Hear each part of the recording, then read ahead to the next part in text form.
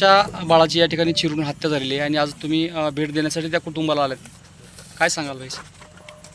भयान धक्कादायक आहे. 6 वर्षाच्या चिमुरड्याला शेटपळ हवेली गाव आहे, मजुरी करणारं बौद्ध समाजाचं कुटुंब आहे आणि अंगणवाडीत शिकणाऱ्या आमच्या लेकराला अवैध धंदा, मुरुम चोरी, त्या ठिकाणी दारू पिऊन ट्रॅक्टर चालवणारे हे माफिया यांनी हे लेकरू चिरडून टाकलेलं आहे. अतिशय क्रूरपणे. त्याला अपघात मानता येणार नाही, याला अपघाताचं स्वरूप देऊ नये. आमच्या प्रणव जाधवचं हत्याकांड झालेलं आहे. प्रणव चव्हाणचं हत्याकांड झालेलं आहे. एवढंच आहे की त्या हत्यार म्हणून ट्रॅक्टर वापरण्यात आलंय. हे घर बौद्ध कुटुंबाचं आहे. घरावरती दरवाजावर निळं चक्र आहे. या आरोपीला माहित आहे की हे बौद्ध आहेत, दलित आहेत, आणि म्हणून कुठंतरी ही घटना अपघात घडलेली अशी नाहीये. DYSP असतील, PI असतील, यांनी लक्षात घ्यावं. दारू पितोय माणूस, ट्रॅक्टर चालवतोय आणि चिरडून टाकतोय, याला अपघात म्हणून तुम्ही गुंडाळून टाकणार आणि पुन्हा पीडित कुटुंबाला म्हणताय 2 दिवसात आरोपी बाहेर येईल. कसं काय बाहेर येईल 2 दिवसात? त्याचा हत्याकांड केलंय, तो दलित लेकरू आहे आणि 2 दिवसात बाहेर येणार? अद्याप घटना होऊन किती दिवस झाला? आता चौथा 5वा दिवस आहे, आणखी आरोपी अटक नाही. आणि त्याचा आरोपीचा भाऊ येऊन धमक्या देतोय की तुला महागात पडन, नाव घेऊ नको, केस करू नको, तुला गावातून जावं लागन. काय करतायत पोलीस? एवढी मोठी घटना घडली, या कुटुंबाला पोलीस संरक्षण नाही. दलित कुटुंब आहे. उद्या यांच्यातला कुणाचा मुर्दा पाडल्यावर महाराष्ट्र वेटीस धरल्यावर या पोलिसांना जाग येणार आहे? गृहमंत्र्यांनी याच्यात दखल द्यावी, राज्य सरकारने दखल द्यावी. हे अवैध धंदे खुलेआम कस काय सुरू आहेत? तहसीलदार, जिल्हाधिकारी, इथला आमदार कोण, काय आमदाराचं नाव आहे त्या, दत्ता भरणे, रुपाली चाकणवरकर अन्याय झाला म्हणून सगळ्यात पहिली प्रतिक्रिया. आणि दलिताचं लेकरू मतदारसंघामध्ये स्वतःच्या दत्ता भरणेच्या 6 वर्षाचा प्रणव चव्हाण चिरडून टाकलाय, मारून टाकलाय. त्याच्या पीडित कुटुंबाला येऊन भेटा वाटत नाही. आमदाराची जबाबदारी नाही. हातावर पोट भरतोय तो, भूमिहीन मजूर आहे. आपला लेकरू हातावर घेऊन पळायला दवाखान्यात घेऊन चालला तर दारू पिलेल्या त्या हरामखोरांनी ट्रॅक्टरने त्याला साईड सुद्धा दिली नाही. 1.5 किलोमीटर जीव वाचवायला पळत होता बाप. हातामध्ये भाकरीचा तुकडा घेऊन रस्त्यावर आलं. रस्त्यावर कशाचं, कॉर्नरलाच असेल. पेलेला माणूस जाणीवपूर्वक अंगावर घातला, ट्रॅक्टर हत्याकांड केली. आणि त्याला पालकमंत्री भेटत नाही, इथला खासदार भेटत नाही, इथला आमदार भेटत नाही. का? तर हे सगळे माफिया तुमचे, हे सगळे माफिया तुमच्या खिशातले, तुमचे कार्यकर्ते आहेत. कोण आहेत? अतिशय धक्कादायक आहे, अमानवीय घटना आहे. आणि म्हणून आमची ठाम भूमिका आहे. मी तहसीलदारला सुद्धा बोललोय, या भागात असले कोणतेही धंदे चालू देणार नाहीत. आज आमचा प्रणव गेलाय, पुन्हा दुसरा कोणी? कसं काय सुरू हे सगळं? तात्काळ यामध्ये मी DYSP ला बोललोय, PI ला बोललोय, तहसीलदारला बोललोय. आरोपी हा ओळखीचा आहे, त्याला आमच्या घरावरला निळा झेंडा माहित आहे, त्याला आमच्या दरवाजावरचं निळं चक्र माहित आहे. दारू पिलेला होता आणि हा काय हायवे नाही अपघात व्हायला. दारापूरचा छोटा रस्ता आहे. लेकरू आमचं चिरडून टाकलंय. पोटावर त्या ठिकाणी ट्रॅक्टरच्या टायरचे वळ आहेत. याच्यामध्ये ॲट्रॉसिटी ऍक्टचा गुन्हा दाखल झाला पाहिजे, कलम वाढवलं पाहिजे. आणि अपघात नाही, 302चं कलम लागू झालं पाहिजे. हत्या केली, खून केलाय आणि मग बघतो कसं 2 दिवसात सुटतोय. कलम लावायचे नाहीत आणि 2 दिवसात सुटतो म्हणून सांगायचं. काय मानसिकता झाली आहे मुलाच्या बापाची. लेकरू हातावर मेलंय आणि न्याय मिळत नाही. त्याला मोबदल्यासाठी कोणी बोलत नाही.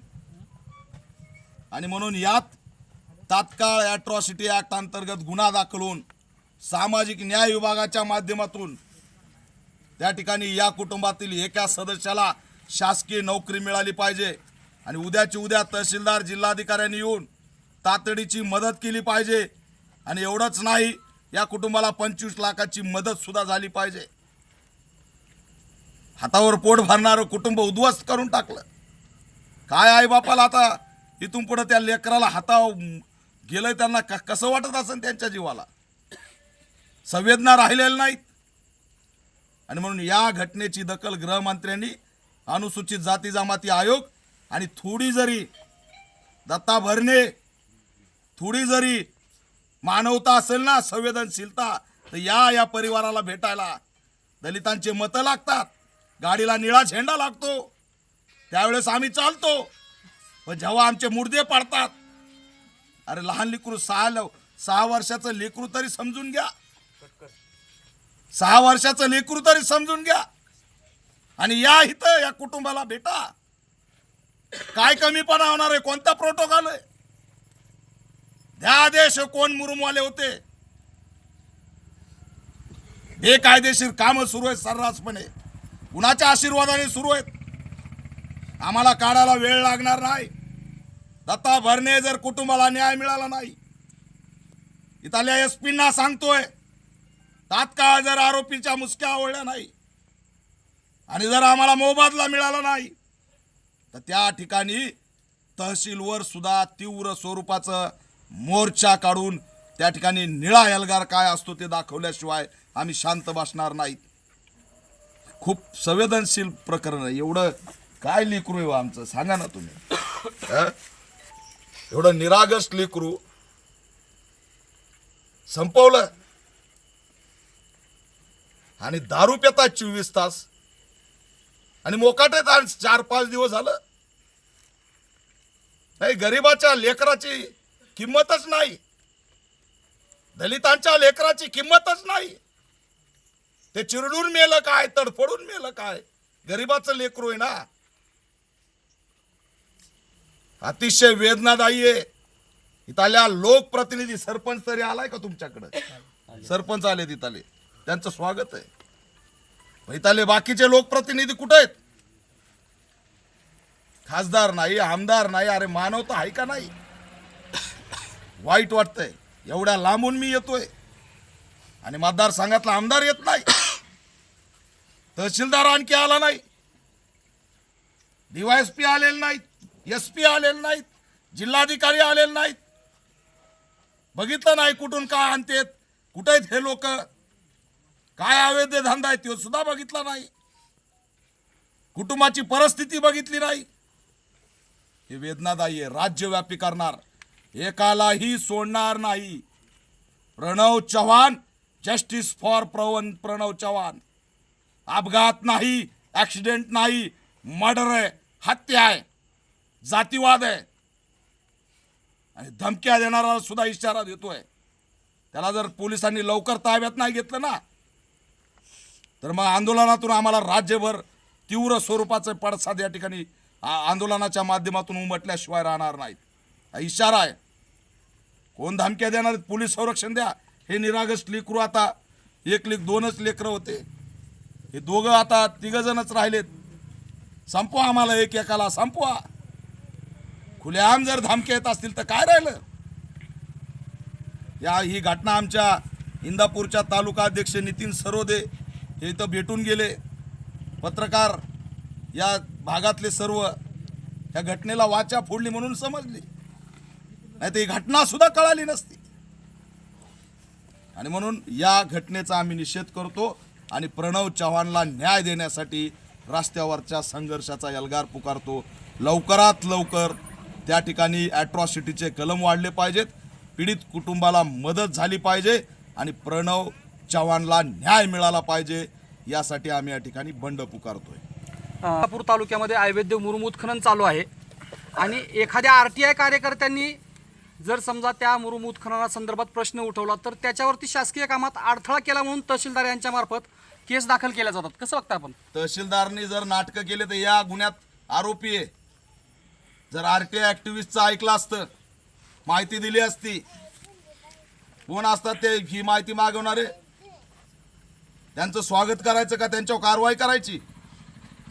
आज ही घटना, हे अवैधरित्या जर मुरुम आणला नसता ते पोरग मेलं असतं का? तहसीलदारला कळायला पाहिजे आरोपी आहेत ते. याची दखल घ्यावी जिल्हाधिकाऱ्यांनी, राज्य सरकारने. एखाद्या पत्रकारांनी किंवा RTI कार्यकर्त्यांनी ज्या ठिकाणी मुरुम उत्खनन चालू आहे त्या ठिकाणाहून घटनास्थळाहून जर तहसीलदारांना फोन केला तरी लवकर फोनही रिसीव्ह केला जात नाही आणि उलट त्यांना पत्रकारांना असं सांगितलं जातं की तुम्हाला काही कामं आहेत का? कसं बघता? नाही, हे सगळं त्यांच्याच आशीर्वादाने सुरू आहे आणि त्यांचेच धंदे येत. एकतर यांना आमदार खासदाराचा दबाव आहे, नाहीतर हे वाटे करीत, दुसरं काही नाही. शेटफळ हवेली गावातील ही पहिली घटना नाही आहे. मागच्या 3-4 वर्षापूर्वी अशीच घटना या गावामध्ये घडली होती, पण ते हत्याकांड नव्हतं.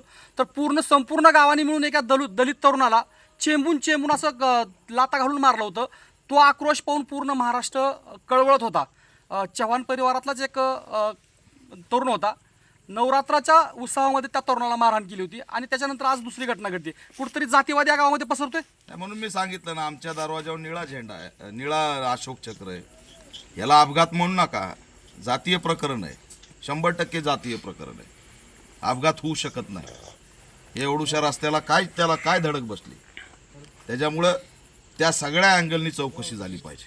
आम्हाला याच्यात दुसरं काही बोलायचं नाही. आमच्या कुटुंबाला न्याय द्या. सामाजिक सलोखा तो भाग वेगळा झाला, पण ह्या ज्या प्रवृत्ती आहेत, ह्या प्रवृत्ती ठेचल्याच पाहिजे, त्यांना सोडता कामा नये. आज प्रणवचे आई वडील म्हणतायत तो जो आरोपी आहे तो आमदारांचा जवळचा कार्यकर्ता आहे. खरंच या कुटुंबाला न्याय मिळेल?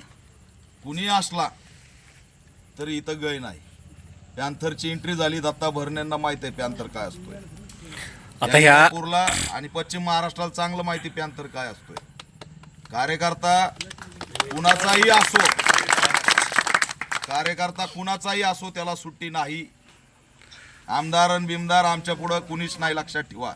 समाजावर आलंय आणि समाजावर आल्यावर कोणताच मायचा लाल आमच्या पुढे येत नाही ना आम्ही त्याला सोडत नाही.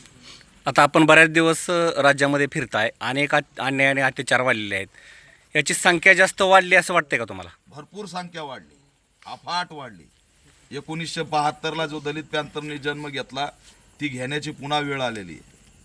ॲट्रॉसिटी झाली तर क्रॉस केसेस, 12 बलात्कार एका दिवसात दलितांवरती, हत्याकांडाची शृंखला वाढली. रोज मी फिरतोय, एकटा लढतोय, अफाट अत्याचार वाढलेत आणि पुन्हा 1972 सारखं आम्हाला समाज